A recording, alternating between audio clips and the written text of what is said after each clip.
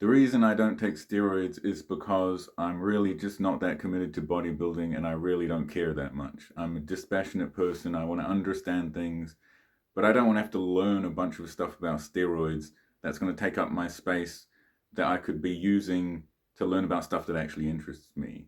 And that point was made very well on Solomon's latest live call he did with a bunch of different superstar people in the fitness space. I relate to the logic that these people are saying, but I just don't relate to their commitment to actually pulling the trigger and doing all these drugs.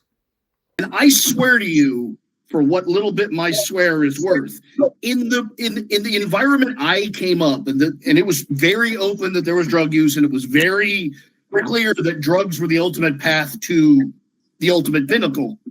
But drugs were treated not as a shortcut, but actually as a long cut. Oh, there we go. It was an extra layer of commitment. It was extra. It was, you had to take legal risk, physical risk. You had to do way more cardio. You had to pay attention to your diet.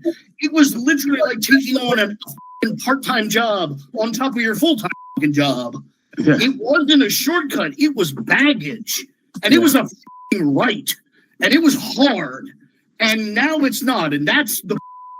Once I knew more, and a buddy of mine from Saudi Arabia gave me a book. I forget what it's called, but it's basically the science on anabolics. It's one of the first manuals. I read the whole thing first. So when I got into like actually doing, it was like I went from knowing what I was doing, and then treating it as part of like as just as serious as my diet, just as serious as as the drugs I was taking. It wasn't like, and I would tell some of my clients like, the drugs aren't there to replace your hard work. They're there to enhance your hard work. I want to get Greg's opinion when he was, how did you look at anabolics when you're taking it?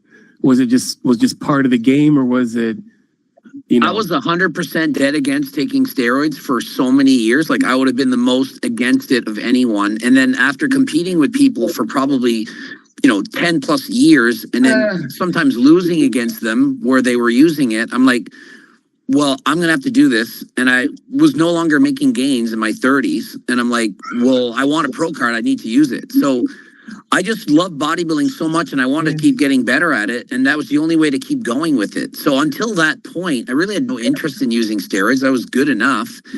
And so why take them? I don't think Solomon Nelson needs me to promote his channel, but the link will be in the description.